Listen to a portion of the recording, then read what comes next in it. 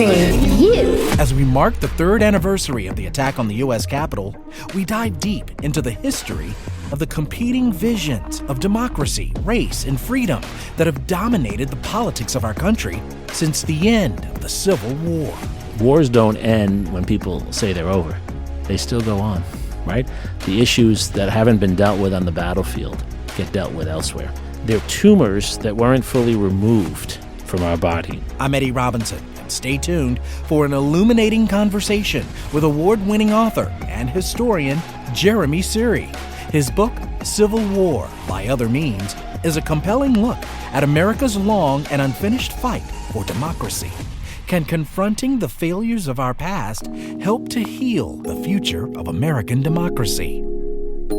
Oh yeah, I feel you. We hear you. I see you.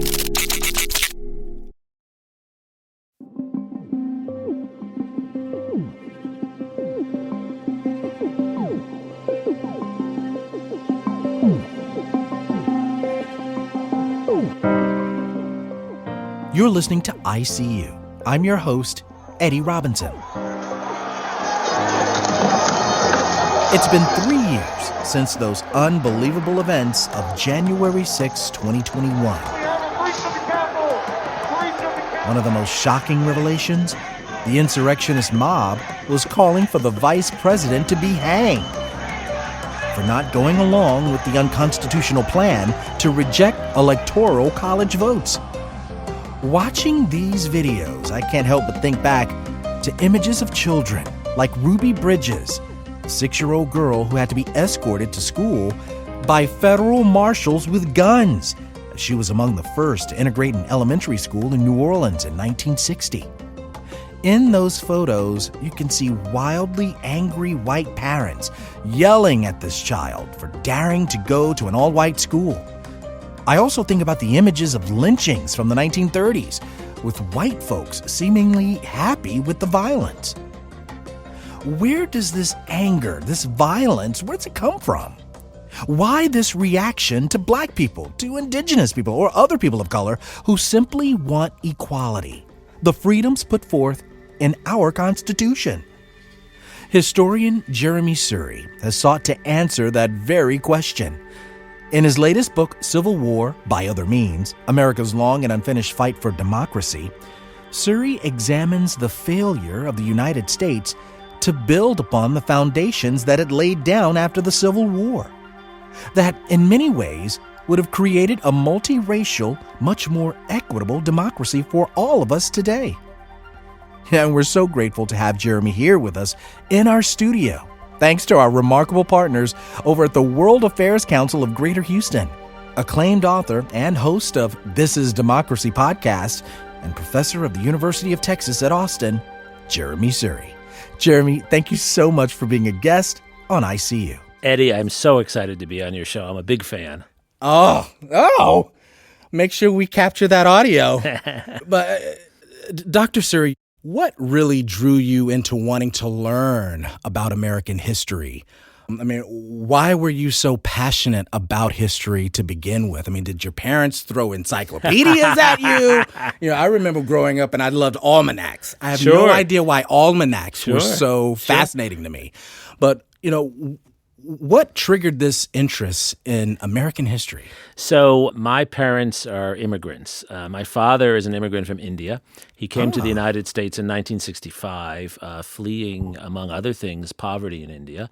And my mother, she's actually the child of immigrants who came from Russia and that part of the world, Jewish immigrants fleeing people who were trying to kill them. And from the time I can first remember, you know, being age 3 or 4, I was always struggling to make sense of who I am, to see myself, because I have this mixed background. I'm Hindu. I'm half Hindu, half Jewish. It doesn't fit any of the categories. I grew up in New York City, and it was an incredibly diverse environment, but there was no one like me. There was no one who had that particular mix of backgrounds. Now there are at least 2 more like me, my kids, who are Hindus as well. Awesome. And so before I could even identify what history is, Eddie, I was always interested in it. I remember as a kid looking for even kids' books that were historical, that told about the past. And then I'll say one thing layered on that, both Hinduism and Judaism as religions, and I'm not very religious, but I've dabbled in both, they're both very historical. So, think about a Passover Seder. It's reliving the Exodus from Egypt, right? And so history's always been with me. When I got to college, I was fortunate enough to meet some wonderful history professors. And as I started to talk to them and take their classes, I realized, you know what? This is what I was doing all the time. I didn't know what to call it. So when was it for you that you started to realize that, something's pretty strange going on here and, there's real significant moments of history being conveniently left out? So I began my interest in history as someone interested in American history, as you pointed out, but America's relationship to the wider world. And I remember, again, probably in high school thinking, wow, why is it that there's so many Indians coming to the U.S., like my father, and no one studies the relationship between India and the U.S.? And then I was also kind of a Cold War baby, 1980s, Sting, do the Russians love their children too? and I noticed so many people would comment on Russian policy but knew nothing about Russia.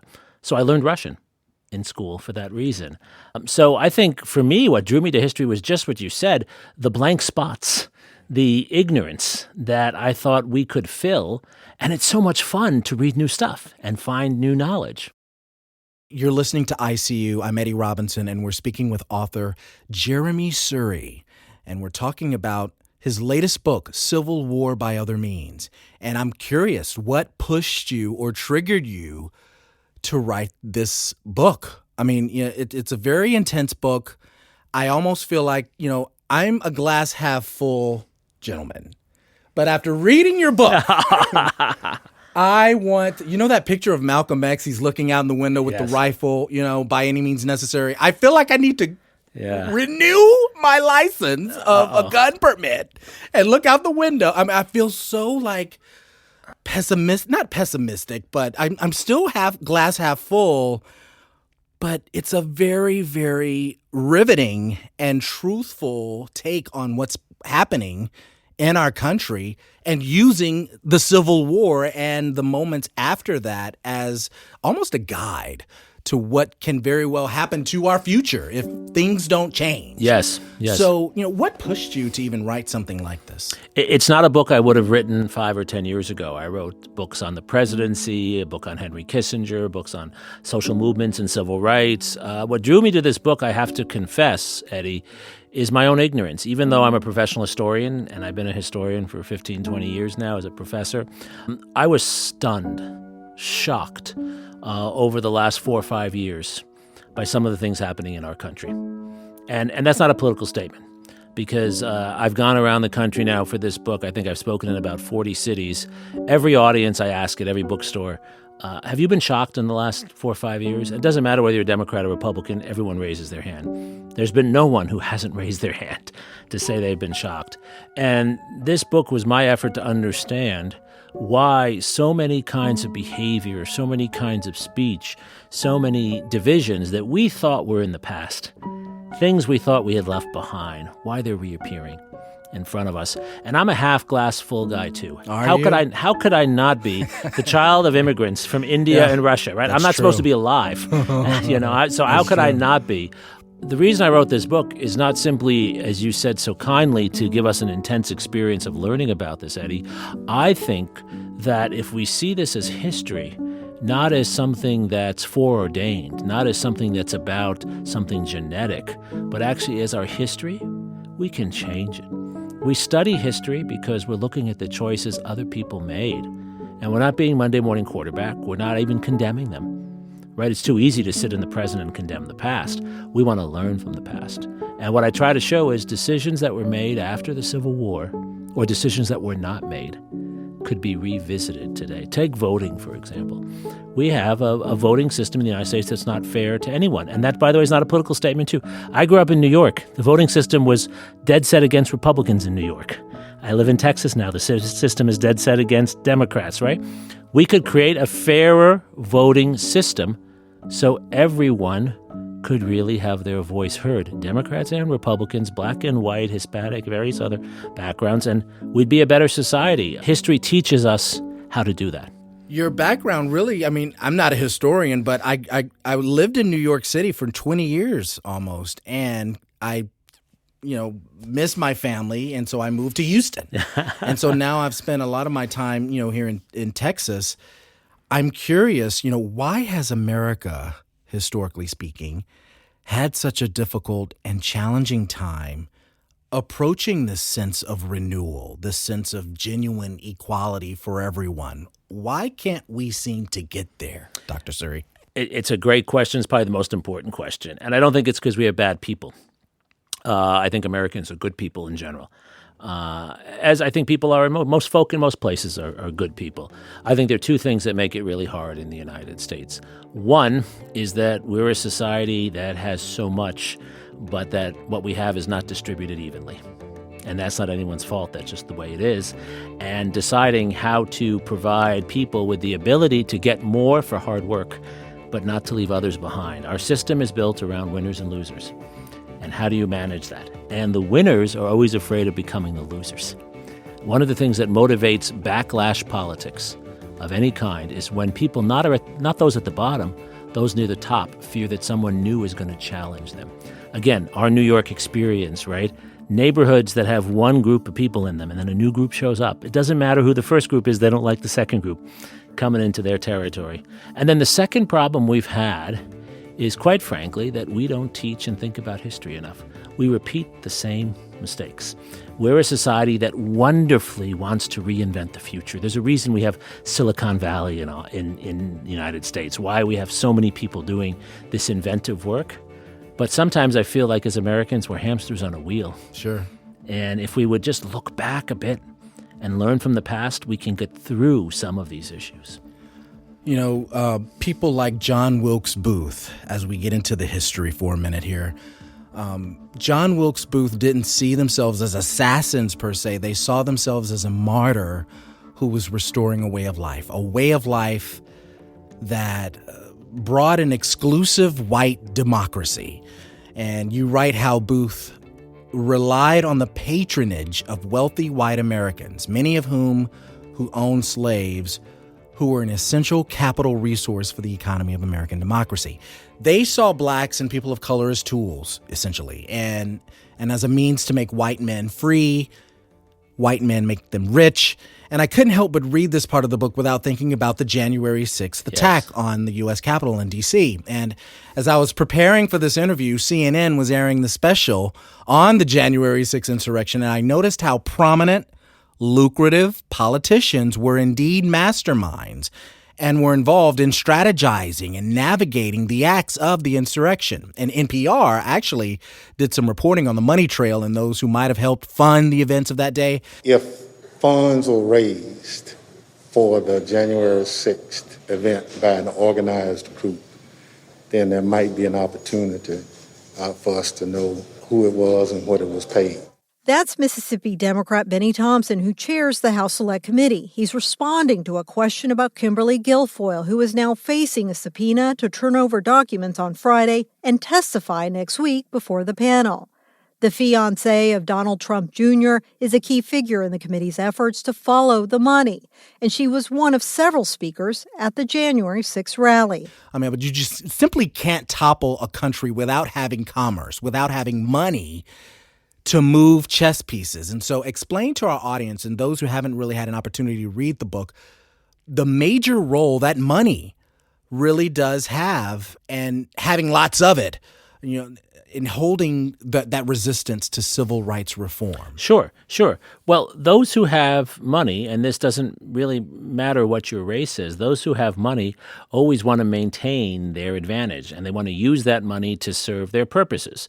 It can be about building bigger homes, earning more money, putting their kids in the right schools, but money confers on people a sense of privilege.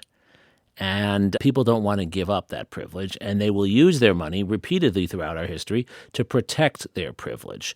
And what we've seen in January 6th, what we saw with John Wilkes Booth 150 years earlier, is that those who are part of networks that are now challenged in new ways will use the resources they have to protect their networks. So John Wilkes Booth's followers, he was a very prominent theatrical performer in his time. These were the white slave owners. Booth himself was not a slave owner, but he felt that Lincoln's attacks on slavery threatened the people who were financing his theatrical career. And so he wanted to defend them. Those who went to the Capitol on January 6th to try to overturn an election, to try to stage a coup, and I show that there are examples of this in our earlier history too, they were there because they felt that the outcome of the election was going to allow people to challenge their position in their society. So it's about money being used to protect privilege. We shouldn't be surprised by that. And I don't think white people are more likely to do that than people of color. Those who have money will use their money for purposes of power. That's why we need a government to regulate how people use their money. If you're enjoying this show, subscribe to our podcast. Look for ISEEU, that's the letter U, with Eddie Robinson on your favorite platform. Coming up, we're living in an era where an increasing number of Americans are getting news and information on TikTok. As an educator, what does that mean for Jeremi Suri in his classrooms? Are young people engaging with this history? And what does civic engagement look like for the next generation? I'm Eddie Robinson. More of our conversation with author Jeremi Suri right here on ICU. We'll be back in just a moment.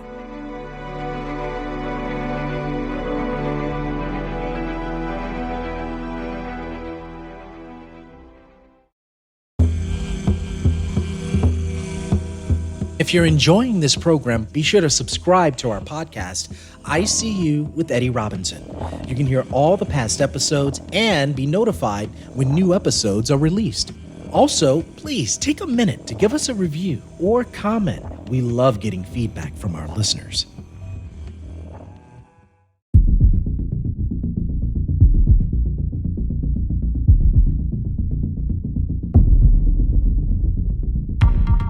You're listening to ICU. I'm Eddie Robinson. For journalists, a guiding principle of our profession is that a well-informed public is key to a healthy democracy. But what are we to make of that notion in these days of easily constructed fake news, of viral information streaming out to the public on apps with no fact-checking or editors to ensure that something is accurate and true? We've been speaking with historian Jeremi Suri. He's professor at the University of Texas at Austin and author of Civil War by Other Means. It's a compelling look at America's long and unfinished fight for democracy. Dr. Suri, you've traveled to city after city in your book tours. I'm curious, has anything surprised you or shocked you with regards to feedback or responses from your audiences? What are they saying about this book? Yes. Two things among many I'll point out. And these are both glass half full things, by the way, because I am an optimist and I wrote this book to try to be optimistic. So first, I've been so happy with the number of young people who are engaged with these issues. I want to say this as a professor who teaches 300 undergraduates at UT every semester. They are the best generation I've ever seen. My 18, 19, 20-year-olds, my kids are also 18 and 20, so I'm biased, but they are terrific. And when I've been going around the country, young people are reading the book, they're interested in this topic, and they're not coming at it as Democrats or Republicans. And I have to say, they're not coming at it as some stereotyped woke audience. They are concerned about the future of the country, and they're ready to roll up their sleeves and make a difference. Here's the best thing about young people. They think their parents have screwed it up, and they want to fix it. And that's a good thing, right? They're not just trying to recreate what their parents had.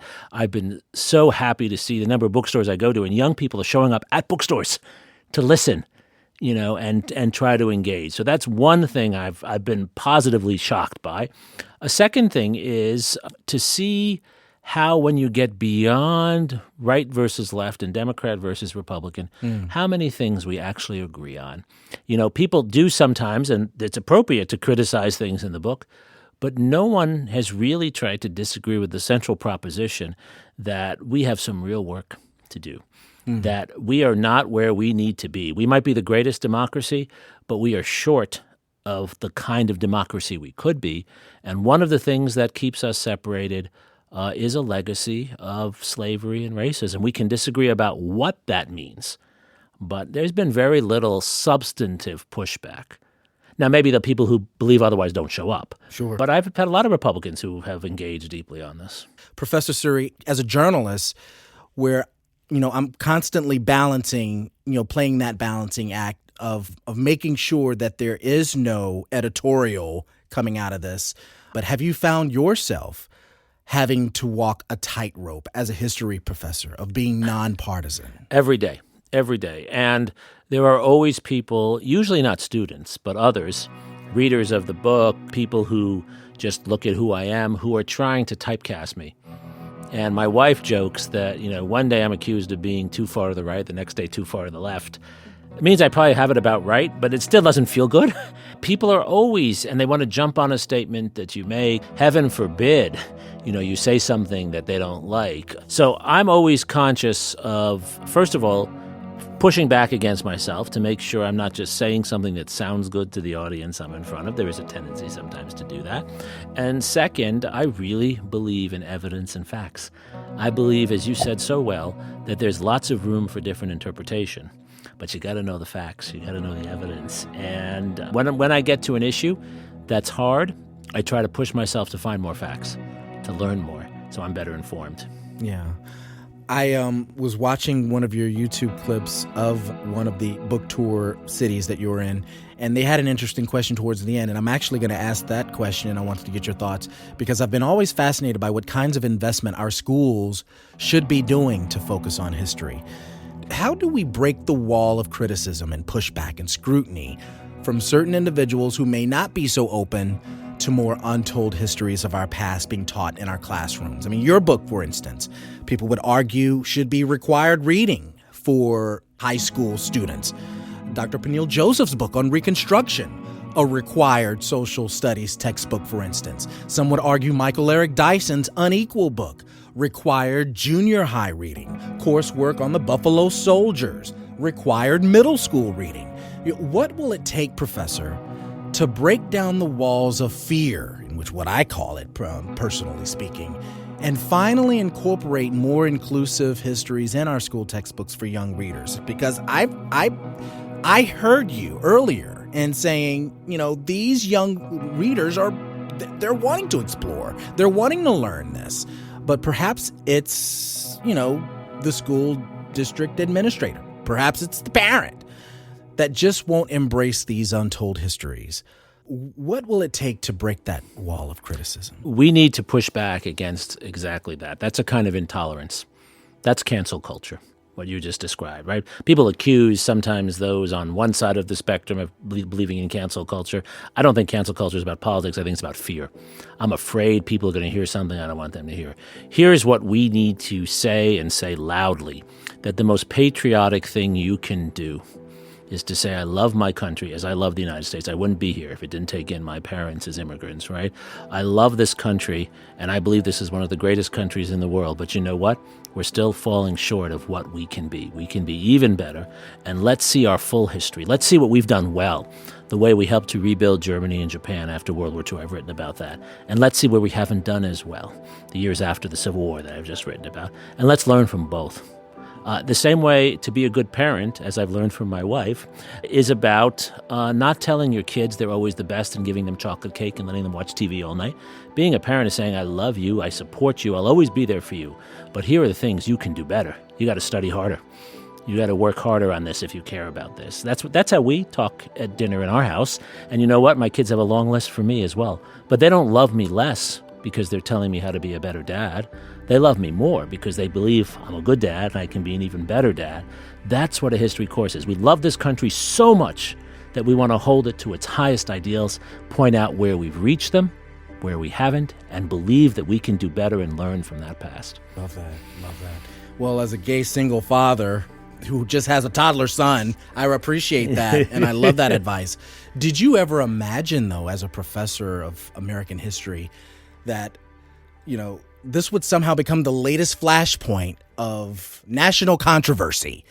What's being taught in our classrooms? Did you expect all of this? Well, yes and no. I mean, it's as a historian, I know this has always been the case, right? I mean, we had debates in the 1920s about whether to teach evolution in classrooms, right? So to some extent, there's always a lot at stake. And fear, again, fear is not partisan. Fear is not about one period or another. People are always afraid of the new, afraid of change. What does surprise me is how certain politicians have elevated this to the center of their platforms, as if the future of the republic will be determined or will be undermined because people are learning more about slavery. Come on. We're proud to have robust standards for American history, and that means teaching all aspects of American history. We've got great stories. Well, we've had pitfalls, and students need to learn all those. But we reject ideas like critical race theory in our K through 12 schools. To me, that is distraction politics. That is perhaps somewhat new. Using social media to get us not to focus on our real problems, inequality, an environment that's choking us, right? The absence of water, right? War in Ukraine, right? Things that are really world historical, and getting us to be concerned because, oh my gosh, students are reading Toni Morrison or Michael Eric Dyson, or Peniel Joseph, right? Come on, actually, that is not the threat to our future, and we've got to be grown-ups and say, no, let's talk about the real issues. You're listening to ICU. I'm your host, Eddie Robinson, and we're speaking with history professor Jeremi Suri. He's a professor over at the University of Texas at Austin, and he's also the host of a very popular podcast called This Is Democracy. He's here in studio at ICU to talk about his latest book, Civil War by Other Means. Professor, I was just down around the South Post Stoke area in Houston. I was putting gas in my truck, and I noticed a gentleman driving his own pickup. And I couldn't help but notice his license plate, and it indeed had a Confederate flag blazoned on the front of his vehicle. You mentioned the expansion of the use of the Confederate flag in states as far as up north. I think your book makes it crystal clear of what's going on here in the South, but up north there are states that have come to embrace the flag and what it represents, even states alongside the Canadian border. Why do you think, A, people are still embracing this flag, and B, more northern states who are historically part of the Union, why are they still, sort of like embracing the displaying of the Confederate flag? Symbols have power, right? That's why when I was growing up playing basketball in New York City, everyone wanted Air Jordans, right? It was a symbol that we were basketball players. We were serious because we wore Air Jordans. And a Confederate flag sends a message that your white people are still superior. There's just no way beyond that. That's what the flag has been about. It's a Confederate battle flag. It was used by those who were fighting to defend slavery. That's what it symbolizes. In the book, I talk about this gentleman, Kevin Seafried, who was one of the people who attended the January 6th coup attempt, who brought with him his Confederate flag. He's from Delaware. Why did he start putting a Confederate flag in front of his house? Well, he was very upset that he lost his job, and he blamed black people. And so the flag was a way of saying, I'm part of a group. He joined a neo-Confederate group even though he had no Confederates in his family, because it's a statement. And here's how I think about it. I'm okay with people putting whatever they want inside their house. But when I publicly display something, I'm sending a message. And I think it's our job as citizens to think about how that's received. I'm part Jewish. I'm not going to send my kids to Adolf Hitler High School. I'm not going to let them go to someone's house that has a Nazi flag in front. I understand why African-American students see a Confederate flag in the same way I see a swastika.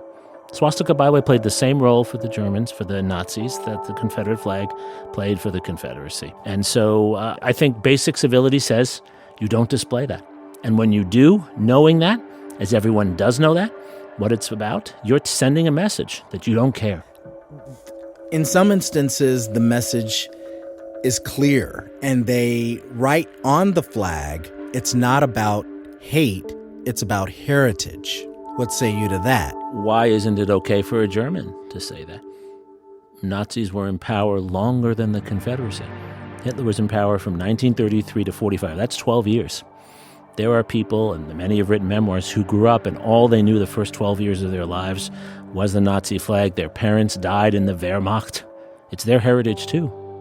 Why isn't that acceptable? It's not acceptable because it's a heritage that's associated with hate and violence, as is the Confederacy. I respect Southern culture. I love Southern food, so this is not an attack on Southern culture. I also have someone who studied Germany. I respect German culture.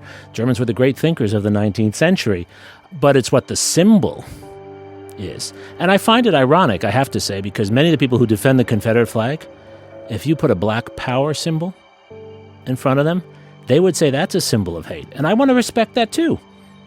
I want to respect it. Okay. So if we shouldn't have black power symbols in public places, well, then we shouldn't have Confederate flags or Nazi flags in those public spaces. Explain the logic of why people still believe that holding on to the Confederacy and living the values of the Confederacy will eventually benefit them. Well, because back to your excellent question before, Eddie, they see a time when protection, power, privilege.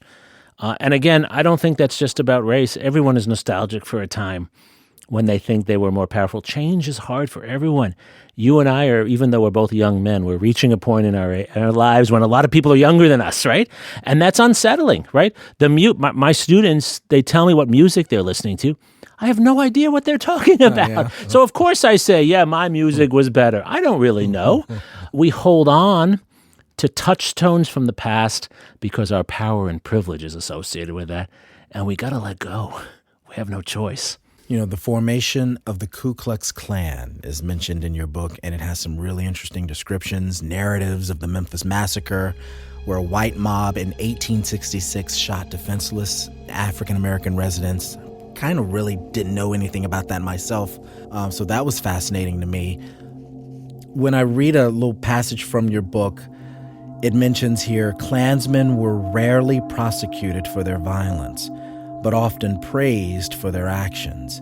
Southern sheriffs, mayors, and powerful landholders participated in what were violent festivals of hate that boosted their careers. And then, Professor, you go on to mention a gentleman by the name of Abram Colby, a former slave who had been elected to Georgia's state legislature. He was one of hundreds to suffer Klan violence. He recounted how a mob of first-class men, one is a lawyer, one a doctor, and some are farmers, viciously attacked him on October 29, 1869. And then you go on to write that the Klansmen had broken something inside. Colby was not only fearful for his own life, but for his family. He says here, quote, "My little daughter came out and begged them not to carry me away. They drew up a gun and actually frightened her to death. She never got over it until she died a few months later." These instances, these killings toward the lives of innocent people are so brutal, and the pain reverberates from generation to generation. Yet the irony of it is such that those who are a part of these treacherous groups carry on a tradition that their ancestors and their family units were a part of. Briefly talk to us about the origins of the Ku Klux Klan and how on some level, they were never, or they would never be held accountable for the violence and the terror that they participated in. But, on some level, based on the notions of, I'm wondering if this could be the reason why today members of this group's ideology, all of this still withstands the test of time. Is this the reason why they're still prevalent? Because on some level, they were able to get away with it back in the day, and they could still perhaps get over it and never be prosecuted. Yeah, I mean, one of the things that history teaches us, unfortunately, is that sometimes bullying and intimidation and brutal violence works. That's why people use it. Every society has struggled with this. If bullying didn't work, it wouldn't exist. Unfortunately, it works. What is bullying? It's when a group of people who have material power use that power to supersede the law. So the Ku Klux Klan is made up. It's initially formed in Tennessee, but then it develops branches. It's a terrorist organization that develops within the United States, populated by former Confederates, mostly former Confederate military leaders. Nathan Bedford Forrest, one of the most brutal Confederate generals, is one of the original grand wizards of the Ku Klux Klan. And they are created. They're a secret society, like all terrorist groups. They develop their own 200 troops? Or 200 soldiers, yeah, in cold blood. And the Ku Klux Klan is an organization designed to basically supersede the law in local communities by intimidating African Americans, immigrants, sympathetic white people into following their approach, which is an approach of white supremacy. They're very explicit about that. They hate Catholics, they hate Jews, they hate blacks, they hate anyone who challenges what they see as white Protestant America. Oftentimes, the members of the Ku Klux Klan are not extremists. They are the local shopkeepers, the local police chief, local judges. They are protecting that power. And what do? They use violence not simply to kill people, but to send a warning to anyone who challenges the way things are done. So the classic case is they make an example of someone like Abram Colby. Abram Colby was an African-American former slave. You described him very well. He gets involved in politics, and what they're trying to do is tell him, they say explicitly, if you run for office and you encourage other people to run for office, this is what we're going to do to you. So you better stay quiet, boy. You better stay in your place. Don't rock the boat. Don't rock the boat. In our history, Eddie, that kind of violence is much more common than what we associate with radicalism, of people trying to bring down power. No, in our society, violence, more often than not, is used by people who have power, and they use violence to hold onto power when someone is challenging them. These Klan members are almost never tried and held accountable because their members are also the people in law enforcement. It's a really important point. One of the reasons communities today don't trust law enforcement is because of this history.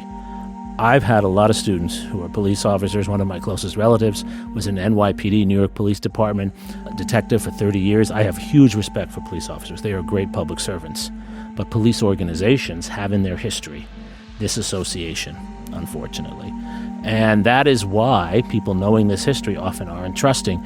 Ku Klux Klan members were almost never tried because their people were the people in power who were making the decisions of who to hold accountable and who not to hold accountable. And I will say that what we saw with George Floyd's lynching in Minnesota a few years ago was actually another version of exactly this, right? Here we had police officers, white in this case, but they could have been black, who are using power to intimidate people in a community, using that power well beyond what anyone could justify. And what you find out when you look at it is they were doing this all the time. I mean, what made George Floyd different is that in his case, the perpetrators were prosecuted, whereas more often than not, they aren't. We have to understand that history, and we have to do something about that.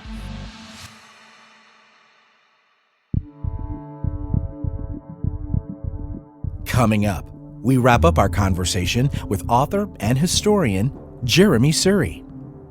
A bit of context here, nearly 180,000 free black men and escaped slaves served in the Union Army during the Civil War.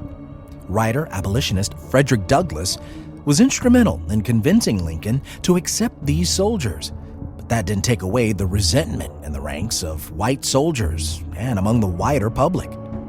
Would white Americans come to value the sacrifices of these men for the Union in the wake of the Civil War? Plus, as a renowned historian, has Jeremi ever been discriminated against, even as a highly regarded academic? I'm Eddie Robinson. I see you. Our final segment comes your way right after these messages.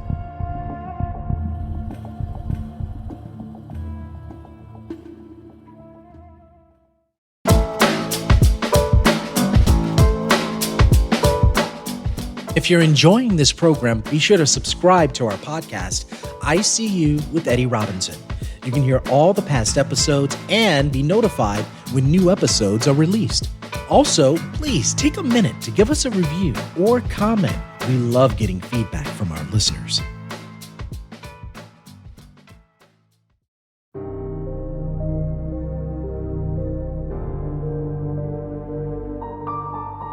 You're listening to ICU. I'm your host, Eddie Robinson. African Americans made up 10% of the Union troops fighting for the Union in the Civil War, 180,000 troops. That's significant given how close to losing the Union came. In the book Civil War by Other Means by historian Jeremi Suri, there's a chapter titled Citizens that really dives into Frederick Douglass's efforts to ramp up the enlistment of black men into the military and how he pressed Abraham Lincoln to give them a chance to fight. Ultimately, they were allowed to enlist despite receiving less pay and fewer rations than their white counterparts. These soldiers were loyal and a force to be reckoned with, and ultimately were instrumental in helping the Union win the war. You know, Jeremy, it was so interesting to read in your book about what had enraged John Wilkes Booth, the man who would assassinate Lincoln. He was so angry that the Union had transformed slaves into soldiers. Booth had witnessed African-American Union soldiers in the Army guarding white Confederate prisoners of war, and that was just so unacceptable to him. And you go on to write that Union supporters in the North had accepted the end of slavery, but they had not adjusted to freed slaves as a component of law enforcement. I question if many white Americans today have quote-unquote adjusted to seeing black people in positions of authority.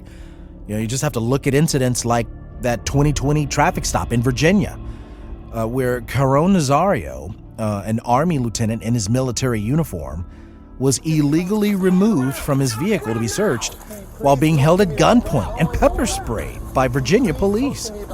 He sued the two officers of assault and racial profiling in a federal lawsuit. He was seeking $1 million in damages, but was eventually awarded a measly $3,600. Why do you think it's still to this day, Dr. Suri, that a mindset exists where even men and women of color who serve our country, who've risked their lives for our country, there's still this mindset that these individuals aren't seen as equals? Why does this mindset still exist some 160 years after the Civil War? I think it's for two reasons among many others. One is because of this history. We've inherited patterns of thought. And those ways of thinking, you end up, I've seen this as a parent and as a teacher, you end up imbibing without realizing it. Let me just give you one example. I noticed as a parent, my kids were, watching programs on Netflix or whatever, and more often than not, the people of color are the criminals, and the people who are not the criminals are not of color, with some exceptions. And when they try to diversify things, they diversify the law enforcement in the show, not the criminals, right? If you want to get people scared about someone, right, they're a person of color, not always black. After 9/11, it was someone Muslim.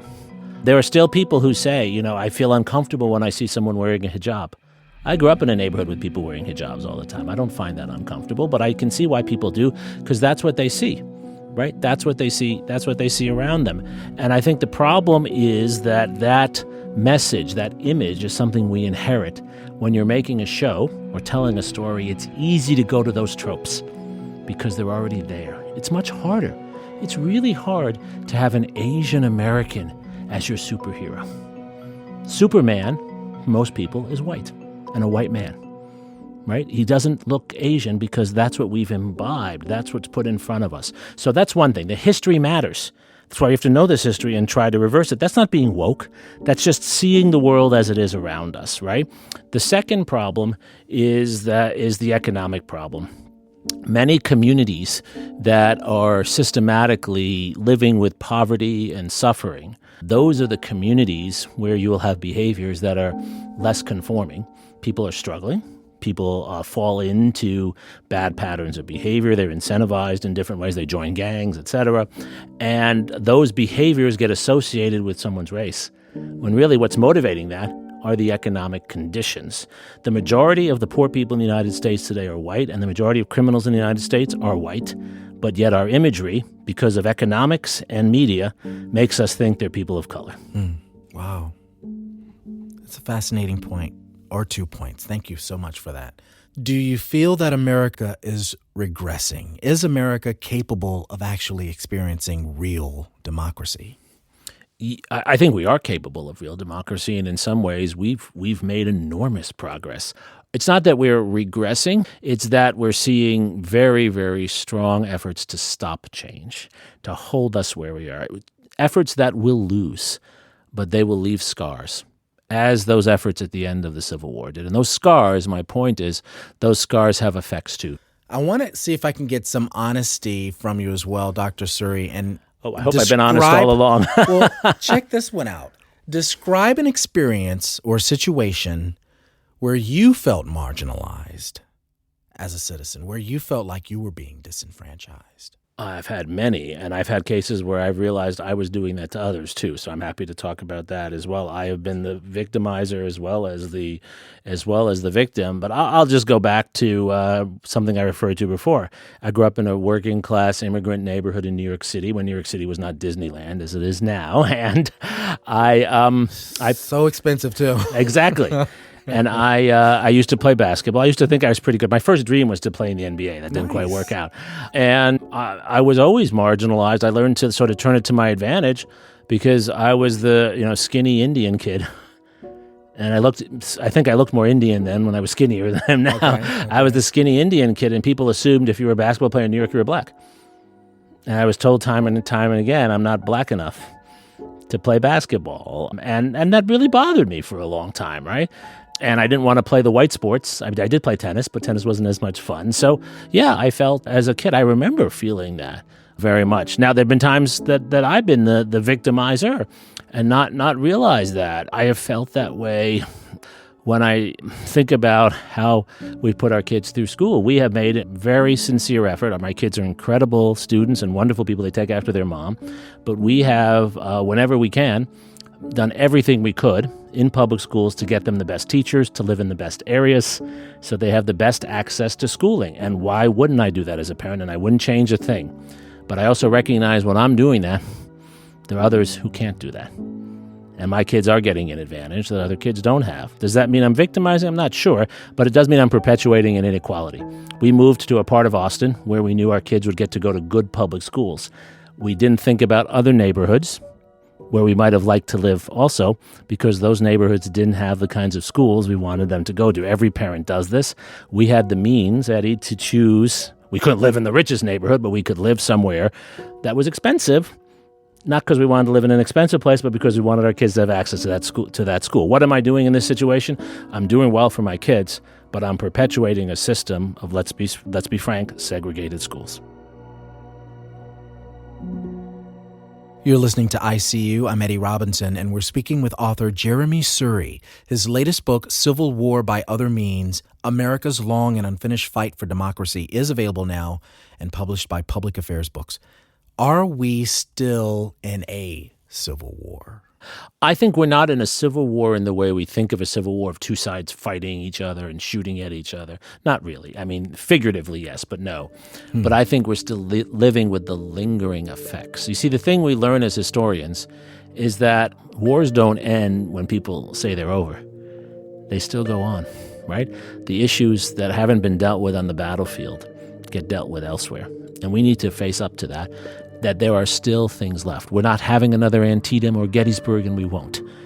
That doesn't make sense. But to say that some of these issues of the challenges of managing multiracialism and backlash politics, of who gets included and how they get included, of dealing with economic inequality, these issues that were raw and bloody in 1865, they're still there. And the way I think about it is they're tumors that weren't fully removed from our body. You know, Lincoln in the Second Inaugural talks about the Civil War as a tumor, right? That it's sort of, this was a sin that God placed in our society. We have fought this war like surgery to take the sin out. Some of that tumor was still left. And it's still there in George Floyd. It's still there in all of these things we see around us, in the Confederate flag. And so we need to go back in and pull that tumor out, pull what's left of it out. And until we do that, right, we're not really in remission from the cancer. We're still there. Of all that you've accomplished as a historian, a father, an incredible professor, what lessons have you learned about yourself thus far? You know, I've learned, first of all, to be much more humble. I think studying history teaches us. I don't always practice that. My wife's always reminding me of this. But it doesn't matter what you study in history. History teaches us time and again that people who think they know better than others make big mistakes that hurt themselves and those they care about. Humility is the most important lesson from history. I mean, Herodotus says this centuries ago, right? And we're relearning that. And in American society, and I say this not just to people on one side, on both sides, even if you think you're right, even if you have moral righteousness on your side, be humble. Because that sense of being the know-it-all and knowing better than others will lead you to make big mistakes and overshoot in what you're doing. So that's one. And then one other lesson I've learned about myself is that we have to be careful not to let the power of an argument move us past the reality. I was a debater in high school, too. And I love debating. I love talking, as you can tell. I think you do too, Eddie. Yeah, me too. And sometimes, you make a good argument and you want to go with it. And you're winning the argument. And as a debater, that's all that mattered. You know what? Winning the argument's not most important because the argument is just an approximation. It's the GPS for the world that's much more multidimensional than the 2x2 screen. And so we got to get beyond arguments. And I am an argument-driven guy, right? I like arguments. A good book, I think, needs to have an argument. But you know what? The world is far more complex. And I no longer think that arguing what the right position on civil rights is matters as much as understanding what the challenges are and the different experience for people, white, black, brown. Don't let the argument or the ideology drive you. Make yourself more of a reality person. Acclaimed author of his most recent book entitled Civil War by Other Means, and host of the popular podcast This Is Democracy, professor of history at the University of Texas at Austin. Dr. Jeremi Suri, thank you so much. Thank you so much for being in studio and for being a guest on ICU. Eddie, this has been so much fun, and thank you for your really terrific questions.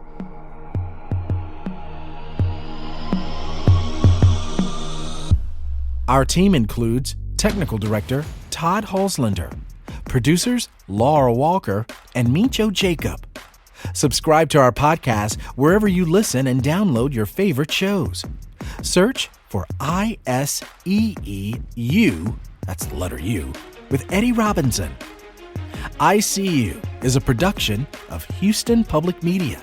Visit our show page at icushow.org. I'm your host and executive producer, Eddie Robinson. And I feel you. We hear you. I see you. Thanks so much for listening. Until next time.